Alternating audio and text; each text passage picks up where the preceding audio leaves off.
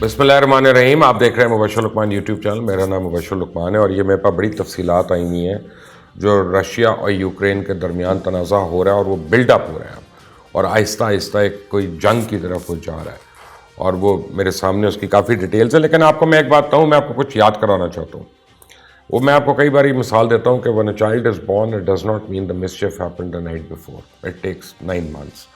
تو یہ ایک دن میں یا اوور نائٹ نہیں ہو گیا یہ تنازع. یاد رکھیں کہ جارج بش نے ایک سٹیٹمنٹ دی تھی اور اس نے جب کہا تھا کہ ہم نیو ورلڈ آرڈر بنا رہے ہیں, تو یہ نیو ورلڈ آرڈر کیا تھا بہت لوگوں کو سمجھ نہیں آیا تھا. لیکن نیو ورلڈ آرڈر میں 3 چیزیں تھیں primarily, and you must understand that. سب سے پہلے اس میں تھا انفارمیشن, کہ جس ملک کے پاس ساری انفارمیشن ہوگی وہ کنٹرول کرے گا پوری دنیا کی پروگریس کو. دوسرا تھا کنٹرولنگ اکانومی, اور اکانومی کے کنٹرول کا مطلب تھا کہ قدرتی وسائل جو ہیں نیچرل ریسورسز ان کو بھی کنٹرول کرنا. اور تیسرا تھا انوائرمنٹ پروٹیکشن. اور آپ دیکھیں کہ پچھلے 3 ڈیکیڈ سے تقریباً جو ویسٹ ہے اور خاص طور امریکہ, اس کا ان 3 چیزوں کے اوپر بڑا عمل درآمد ہے. اب ہوتا کیا ہے کہ 9/11 کے جب حملے ہوتے ہیں تو اس کے بعد امریکہ نے پورے مشرق وسطیٰ میں اور افریقہ میں 5 سال میں 7 ممالک کو تباہ کرنے کا پلان بنا لیا. اچھا, ان 7 ممالک کا اپنا کیا قصور تھا میں آپ کو بتاتا ہوں. جیسے کویت کے آئل پہ کون ڈپینڈ کرتا تھا؟ امریکہ تو نہیں کویت سے آئل امپورٹ کرتا تھا. جب عراق نے اس کو انویڈ کیا تو اس وقت 2 ورلڈ کی ایمرجنگ اکانومیز جو تھیں وہ کویت کے آئل پہ ڈپینڈنٹ تھیں. ایک جرمنی تھا اور ایک جاپان. اور امریکن جو ڈومیسٹک مارکیٹ ہے اس میں ان دونوں نے اور ان کی مینوفیکچرنگ انڈسٹری نے وہاں پہ بہت اپنی جگہ بنانی شروع کر دی. جب ان کا آئل ان اویلیبل ہو گیا تو یہ امریکن پروڈکٹس کو اس پرائز پہ کمپیٹ نہیں کر سکے, تو جرمن ٹیکنالوجی تھی وہ کمزور ہونا شروع ہو گئی. بہرحال اب پھر اس کے بعد مقصد یہ تھا کہ سوویت یونین جو ٹوٹ گیا کولڈ وار کے بعد, اب اس کو اگلے چیلنجز کا مقابلہ کرنے سے پہلے کہ وہ قابل ہو اس کا کنٹرول کس طرح کیا جائے. لیکن چیزیں منصوبہ بندی کے مطابق نہیں ہوئیں امریکہ کے, اور امریکن طاقت کو بڑھانے کی بجائے تنازعات نے نہ صرف امریکیوں کا خون بہایا بلکہ ان کے وسائل کو بھی بہایا.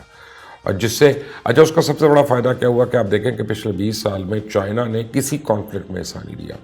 لوگوں نے جب چائنا کو پرووک بھی کیا, چاہے تائیوان ہو, چاہے ہانگ کانگ ہو, چاہے ہلکا پھلکا جاپان کا ہو, انہوں نے باتیں کی ہیں, انہوں نے زبانی کلامی بات کی ہے, لیکن انہوں نے فزیکل تھریٹ کو ایلیمنیٹ کرنے کی کوشش نہیں کی, بیکاز چائنا ہر قسم کے ملٹری کانفلکٹ سے دور رہنا چاہتا تھا.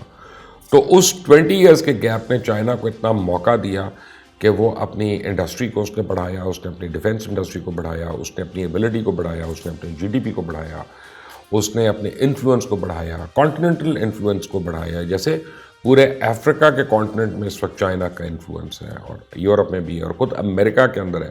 امریکہ کی اپنی اکانومی جو ہے وہ چائنیز لونز کے انڈر ہے بالکل.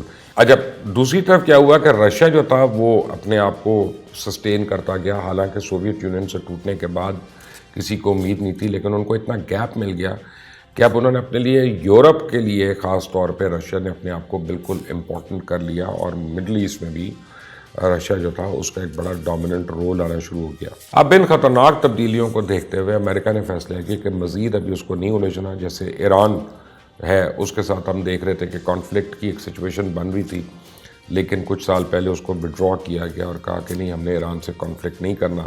حالانکہ اسرائیل ان کو بڑا پش کر رہا تھا کہ ایران کے اوپر اٹیک کریں, اس کے نیوکلیئر کے اوپر اٹیک کریں.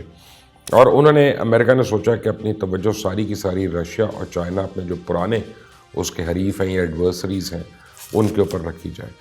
اب زوال پذیر ہونے کے باوجود, اتنے نقصانات ہونے کے باوجود, افغانستان میں مار پڑنے کے باوجود, بہرحال امریکہ is a super power, and that is a reality of the world, and nobody can deny that. اب یہ سپر پاور بھی ہے, اکنامک پاور بھی ہے, اور کیا کہتے ہیں اس میں اتنی ڈیپتھ بھی ہے اور رچنس بھی ہے کہ یہ اپنے فیصلے جو ہیں ان پہ عمل درآمد کرا لیتا ہے. تو اب انہوں نے کیا کیا کہ اپنے حریفوں کو انگیج کرنے کی انہوں نے کوشش کر لی. اچھا, اب یہ سوچ لیا امریکہ نے کہ انہوں نے چائنا کو یا رشیا کو ڈائریکٹ انگیج نہیں کرنا, کہ ڈائریکٹ جا کے ان سے لڑائی نہیں کرنی کہ ہمارے پاس اتنے ٹینک ہیں, ان کے پاس اتنے جہاز ہیں, ہمارے پاس اتنے نیوکلیئر ہیں, اتنی سب مرینز ہیں. نہیں, یہ اس چکر میں نہیں پڑ رہے, لیکن ان کو بزی کر رہے ہیں. کیونکہ یاد رکھیں رشیا بھی جب افغانستان میں آیا تھا یا سوویت یونین جب افغانستان میں آیا تھا تو ڈیلی کے حساب سے جب اس نے اکنامک بلیڈنگ اس کی شروع ہوئی تو وہ جو تھا سوویت یونین ہی کولیپس کر گیا اور ٹوٹ گیا. امریکہ نے کیا کیا کہ رشیا کو یوکرین میں انوالو کر دیا اور چائنا کو تائیوان کے اندر ٹریپ کرنے کی کوشش کر رہا ہے. حالانکہ دونوں بڑے چھوٹے چھوٹے ملک ہیں. اب وہ کیا کرتا ہے کہ تائیوان اور یوکرین کو یوز کرتے ہوئے پراکسی وارز جو ہیں وہاں پہ اس نے انیشیٹ کرا رہا تاکہ یہ دونوں ممالک وہاں پہ جنگ میں انگیج ہوں کسی طرح. اب یہ تنازع امریکہ کو تو یہ صلاحیت فراہم کریں گے کہ وہ اپنے مخالفین سے براہ راست الجھے بغیر ان کو نقصان پہنچانا شروع کر دے, ان کو بلیڈ کرنا شروع کر دے. اور چائنا کے معاملے میں یہ ان کو سیکھنے دے گا کہ وہ لڑتے کس طرح ہیں. چائنیز نے آج تک کوئی لڑائی نہیں کی ماڈرن وارفیئر میں جس کا پتہ ہو دنیا میں کہ ان کی ڈیپتھ کیا ہے, ان کی اسٹریٹجی کیا ہے. تو آخر یہ امریکہ کو رشیا اور چائنا اور یہ کوڈ یہ سارا کچھ بنایا, اس کے خلاف اتحاد کو متحد کرنے میں بھی مدد ملے گی, جس کے بغیر وہ رشیا اور چائنا کے خلاف ایک ٹو وے یا ٹو فرنٹ وار جو ہے وہ تو کبھی بھی نہیں جیت سکتا. تو اب تنازعوں سے بچنے اور بین الاقوامی سطح پہ استحکام بھی برقرار رکھنا ہے. تو چائنا کے مفاد میں ہے کہ وہ کسی تنازع میں نہ پڑے اور تاکہ اس کا عروج جو ہے وہ برقرار رہے. لہٰذا امریکہ تائیوان, ہانگ کانگ اور بحر جنوبی یعنی ساؤتھ چائنا سی میں آپ دیکھیں کہ روز کشیدگی بڑھ رہی ہے, ٹینشنز بلڈ اپ ہو رہی ہیں تاکہ چائنا جو ہے اس کی نیوی, اس کی فورسز جو ہیں وہ انگیج ہوتی رہے. اور ذرا اگر تنازع جلدی شروع ہو جائے تو چائنا کے لیے وہ پرابلم ہے.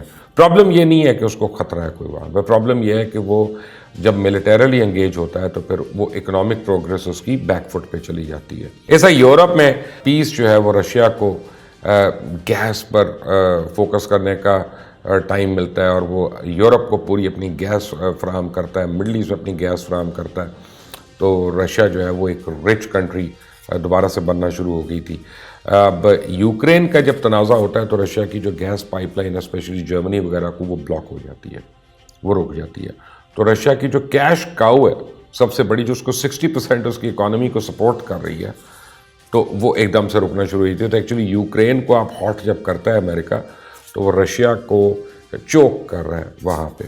اب جرمنی اور باقی یورپ کے جو ممالک ہیں ان کے ساتھ اس کے تعلقات کو تباہ کر کے رشیا اور جرمنی کے درمیان براہ راست ان کی توانائی, اس کی سپلائی جو اس کو روک دے گا. اس کا پھر ایک کشیدگی جاری رہے گی until Russia takes the bait in Ukraine.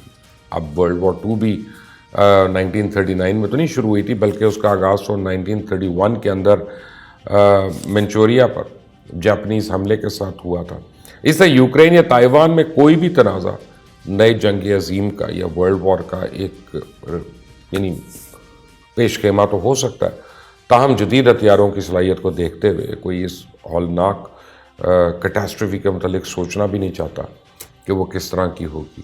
لیکن آپ اگر یہ نقشہ دیکھتے ہیں یوکرین کا اور اس کی اسٹریٹجک لوکیشن کو آپ دیکھتے ہیں تو آپ دیکھتے ہیں کہ اگر وہ اس کو نیٹو کا حصہ امریکہ بنا دیتا ہے تو رشیا کے نیبر, رشیا کی بارڈر کے اوپر وہ جو ہے میزائلز لگ جائیں گے اور اس کے دشمنوں کے, نیٹو کے, امریکہ کے, رشیا کو یہ برداشت نہیں ہے. بالکل اسی طرح جس وقت پریزیڈنٹ کینیڈی کے زمانے میں رشیا نے کیوبا کے اندر میزائلز انسٹال کرنے کی کوشش کی تھی تو امریکہ جنگ کرنے کو تیار ہو گیا تھا. اب رشیا کیا کر رہا ہے کہ اس نے یوکرین کے اندر جو باقی فورسز ہیں ان کو انکریج کیا کہ جتنا علاقہ ان کے پاس ہے اس کو الگ وہ ریاست تسلیم کر رہا ہے. اس سے یوکرین ٹوٹنا شروع ہو رہا ہے. اور پریزیڈنٹ بائیڈن نے اب دیکھیں ٹائم لائن دی ہوئی ہے کہ فروری کے آخر میں رشیا اٹیک کرے گا یوکرین کو, اور یہ آہستہ آہستہ اب بلڈ اپ ہو رہا ہے. بڑی سیریس ڈیولپمنٹ ہو رہی ہے ہمارے نیبرہڈ میں جو صرف ان کو نہیں ہم کو بھی افیکٹ کر سکتی ہے. اس سے متعلق جتنی بھی ڈیٹیلز ہوں گی میں آپ تک لے کے آؤں گا, بٹ اس کے لیے ضروری ہے کہ آپ اس چینل کو سبسکرائب کریں, بیل آئیکن کو پریس کریں. انٹل نیکسٹ ٹائم, اللہ حافظ.